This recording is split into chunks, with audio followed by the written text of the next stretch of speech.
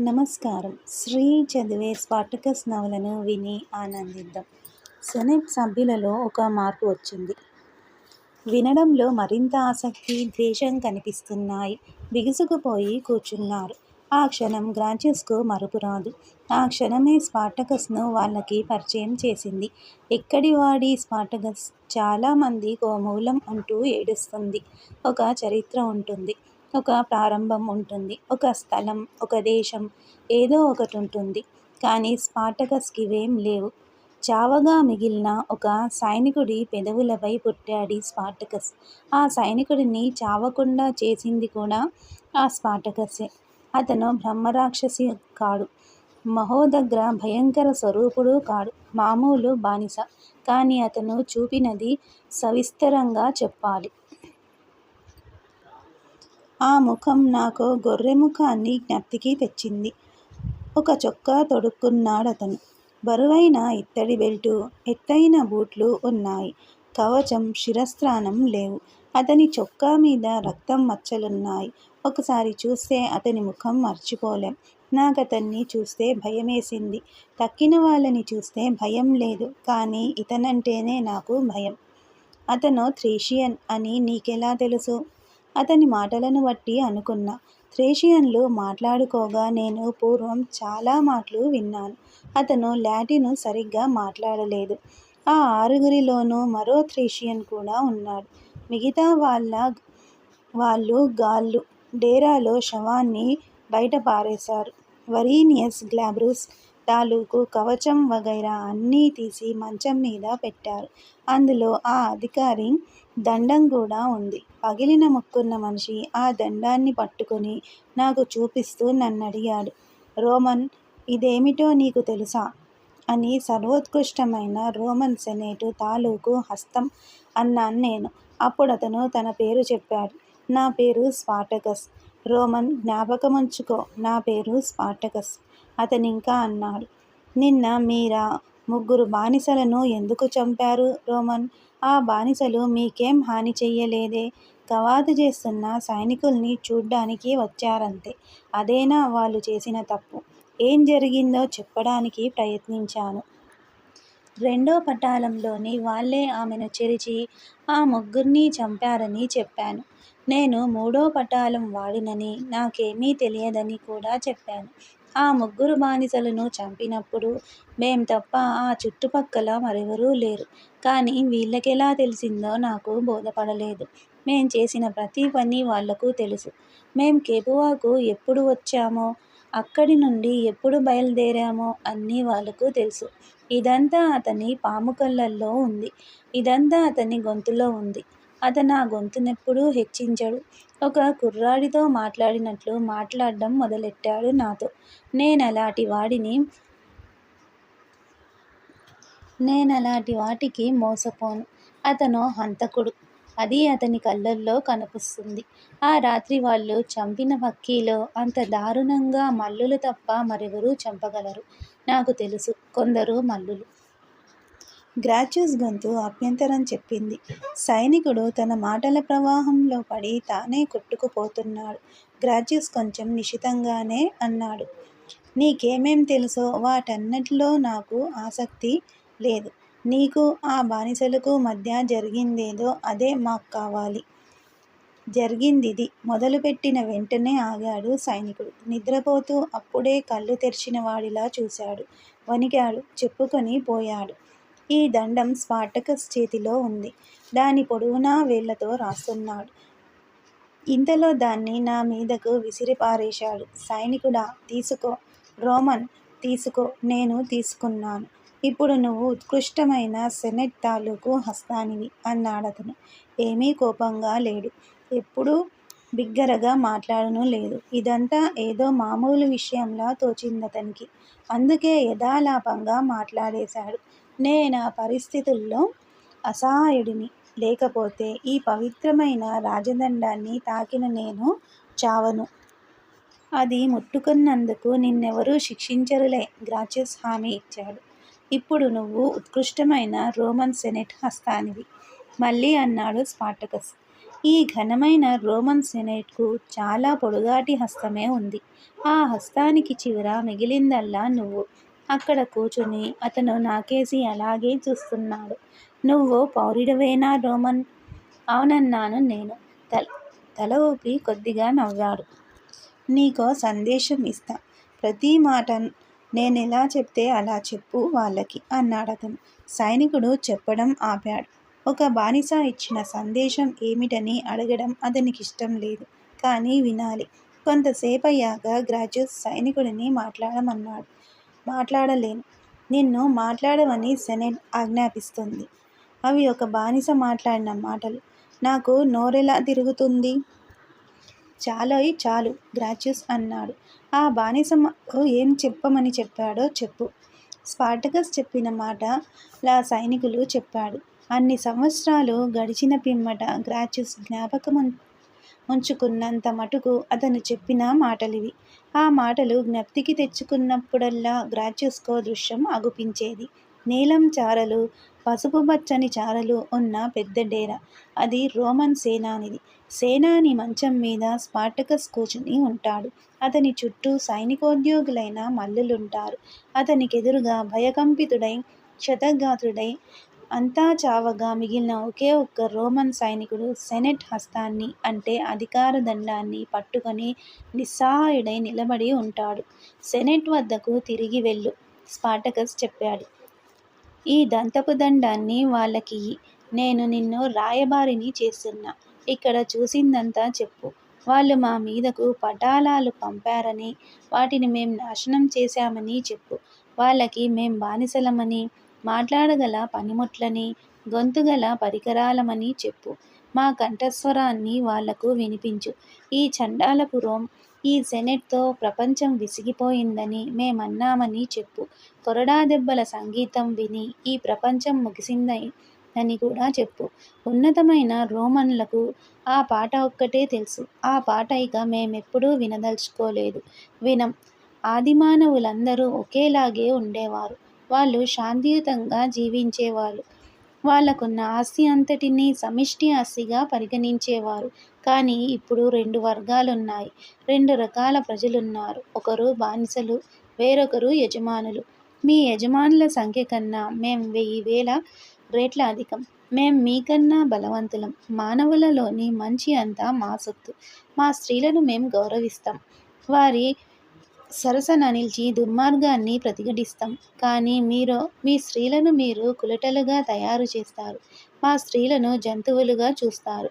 మా పసిపాపలను మీరపహరించినప్పుడు మేం దుఃఖంతో కుంగిపోతాం, ఏడుస్తాం. వాళ్ళని గొర్రెల మందల్లో దాస్తాం. కానీ మీరు మీ పిల్లల్ని జంతువులను పెంచినట్లు పెంచుతారు. మీ బానిస స్త్రీల వల్ల మీకు కలిగిన పిల్లలను మీరు బజారులో ఎవడెక్కువ ధర ఇస్తే వాడికి విక్రయిస్తారు. మీరు మనుషులను కుక్కల్ని చూసినట్లు చూస్తారు. మీ నీచమైన ఆనందం కోసం గోదాలో ఒకరినొకరు పొడుచుకునేలా చేస్తారు.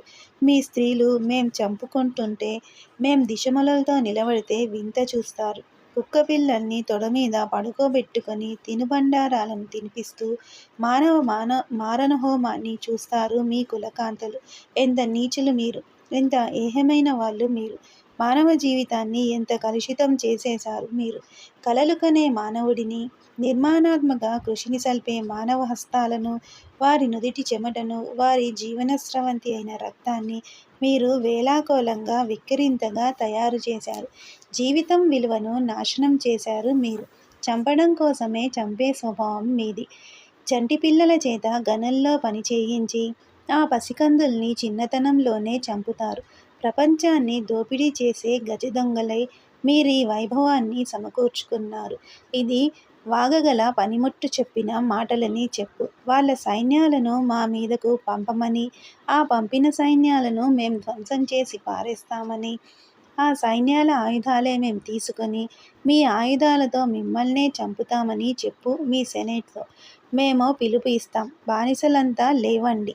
లేచి మీ గొలుసులను తెంచుకోండి. ఇటలీ అంతా తిరుగుతాం. మేమెక్కడికి వెళ్తే అక్కడ బానిసలు మాతో చేరుతారు. అప్పుడొక రోజున ఆద్యంతరహితమైన పట్టణం మీద పడతాం. అప్పుడది ఆద్యంతరహితం కాకుండా పోతుంది. ఆ సంగతి కూడా సెనేటుకు చెప్పు. అప్పుడు మేం రోమ్ గోడలు బద్దలు చేస్తాం. అప్పుడు మీ సెనేటు సమావేశాలు జరిగే భవనానికి వస్తాం. అక్కడ ఉన్నత స్థానాల్లో కూర్చునే గౌరవనీయులైన సెనెట్ సభ్యుల్ని ఈడ్చి పారేస్తాం. వాళ్ళ దుస్తులు ఊడదీస్తాం. విచారణ చేసేటప్పుడు మల్లుల్ని ఎలా దిగంబరులుగా నిలబెట్టి విచారణ చేసేవారో అలాగే చేస్తాం. వాళ్లకు ముట్టవలసిన న్యాయాన్ని, మాకు వాళ్ళిచ్చిన న్యాయానికి ప్రతిఫలాన్ని వాళ్లకు ముట్టచెబుతాం. వాళ్ళు చేసిన ప్రతి నేరానికి వాళ్ళు సమాధానం చెప్పుకోవాలి.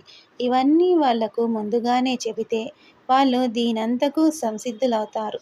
వాళ్ళొకమారు ఆత్మపరీక్ష చేసుకుంటారు. న్యాయం జరిగిన పిమ్మట మేం ఇంతకన్నా మంచి నగరాలను నిర్మిస్తాం. అందమైన, శుభ్రమైన పట్టణాలను నిర్మిస్తాం. ఆ పట్టణాల చుట్టూ గోడలుండవు. మానవులు హాయిగా, శాంతియుతంగా జీవించే చోట ప్రహరీ గోడలు అనవసరం. ఇదే మా సందేశం. ఇది వాళ్ళతో చెప్పు. ఇదంతా స్పార్టకస్ అనే ఒక బానిస చెప్పాడని కూడా చెప్పు. అలాగే చెప్పాడా బానిస? ఇది చెప్పి ఎంతో కాలమైంది అనుకున్నాడు గ్రాచ్యస్. సెనెట్ ఇదంతా విన్నది. శిలాప్రతిమలలా కూర్చుని ఇదంతా విన్నారు వాళ్ళు. దానిలో చాలా మటుకు అంతా మర్చిపోయారు. స్పార్టకస్ మాట్లాడిన మాటలు రాసినవాడెవడూ లేడు. ఏ కొద్దిమంది స్మృతిపథంలోనో ఉన్నాయవి. సెనెట్ రికార్డుల్లోంచి ఆ మాటలు తుడిచివేశారు. బానిసలు ప్రతిసృష్టించిన స్మృతిచిహ్నాలను ధ్వంసం చెయ్యడం ఎంత న్యాయమో, వాళ్ళ నాయకుడు స్పార్టకస్ మాటల్ని రికార్డుల్లోంచి తుడిచిపారేయడం కూడా అంతే. కానీ స్పార్టకస్ 4 ఏళ్లపాటు రోమ్ను సైన్యాలనెలా నాశనం చెయ్యగలిగాడు? గ్రాచ్యస్ ఈ లోకంలో లేనివాడిలా కూర్చున్నా చేతిలోని పాత్రను మాత్రం జాగ్రత్తగా పట్టుకున్నాడు. అందులోని ఒక్క చుక్క నీరు కూడా తొణికి కిందపడలేదు. కళ్ళు మిటకరిస్తూ లేచాడు గ్రాచ్యస్. నేను నిద్రపోతున్నానా? ఏం మాట్లాడినా అతను జూలియాకేసి తిరిగి ఆమె కోసమే అన్నట్లు మాట్లాడతాడు. జూలియా, నన్ను క్షమించాలి. పగటి కలలు కంటున్నాన్నేను. పోనీ ఆ కలలు మంచివేనా? జ్ఞాపకశక్తి మనిషికియ్యబడ్డ వరం అని ఎవరైనా అంటే నేను ఒప్పుకోను. నా ఉద్దేశంలో అదొక శాపం. పైగా నాకు బోలెడు జ్ఞాపకాలు. అందరికంటే నీకేమీ ఎక్కువ జ్ఞాపకాలు లేవులే. అందులోనూ విచారకరంగా ఉండేవి మరీ జ్ఞాపకముంటాయి క్రాసస్ అన్నాడు. అయితే అవెప్పుడూ సంతోషంగా ఉండవా? క్లాడియా ప్రశ్నించింది. నువ్వు కునికిపాట్లు పడుతుంటే మీ క్రాసస్ చెబుతున్నాడు. ఈ స్పార్టకస్ గొడవ తప్ప ఇంకేమీ మాటాడుకోలేమా? జూలియా గట్టిగా అంది. నాకది అసహ్యం. జూలియా మధ్యలోనే ఆమె వాగ్ధోరణి నాపాడు ఆంటోనియస్ కయ్యస్. భర్తకేసి చూసింది. చిన్న పిల్లల్ని కేకవేసినట్లు తనతో మాట్లాడాడు. ఆమె ముఖం, కళ్ళు ఎర్రబడ్డాయి. లజ్జాభిమానాలు పొంగులు ఆరాయి. కళ్ళల్లో నీళ్లు తిరిగాయి. తల వంచుకు కూర్చుంది. క్రాసస్ మాత్రం క్షమాపణ వేడడంలో జాగ్రత్తపడ్డాడు. నీకు బాగా విసుగు పుట్టిస్తుంది జూలియా, నన్ను క్షమించాలి. జూలియా మీదకు మరింత విమర్శ రాకుండా చేయడానికి ఆంటోనియస్ కయ్యస్ వైపు తిరిగి గ్రాచ్యస్, మానవ జీవితం మీద గౌరవం అణుమాత్రమైనా లేనందునే బానిసలు ఏవో కొన్ని యుద్ధాలు గెలిచారని ఈయన వాదన. బానిస మూకలు అసంఖ్యాకంగా వచ్చి మన పీడ పడబట్టి మనం మొదట్లో ఓడిపోయామని కూడా ఈయన అభిప్రాయం. అవునా? అన్నాడు. కానీ అందుకున్నాడు సిసిరో. స్పార్టకస్ 5 యుద్ధాలలో గెలిచాడే.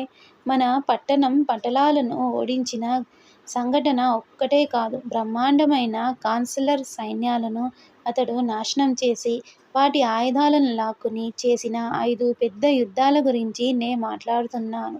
స్పార్టకస్ ఏదో ఒక ముఠాకు అదృష్టం కొద్దీ నాయకుడైన వాడేగాని వాడికి వ్యూహరచనా నైపుణ్యమనేది లేదని క్రాసస్ అనవచ్చు. జూలియా కేసి తిరిగి చిరునవ్వు నవ్వాడు. జూలియా, నువ్వు అనుమతిస్తే ఆసక్తి కలిగించే ఒక చిన్న దృష్టాంతం చెప్తా. కొంత యుద్ధం, కొంత రాజకీయం, కొంత వరీనియా గురించి. ఆమె స్పార్టకస్ తాలూకు మనిషి. నీకు తెలుసుగా? తెలుసు, జూలియా మృదువుగా అంది. వరీనియా గురించి ఎవడో కోసేస్తున్నాడని నా నమ్మకం. క్లాడియా అలా అంటుందని ఎవరూ అనుకోలేదు. ఎందుచేత అలా అనుకుంటున్నావు? అటువంటి స్త్రీ ఎక్కడా ఉండదు కాబట్టి. ఏది నిజమో ఏది అబద్ధమో చెప్పడం చాలా కష్టం.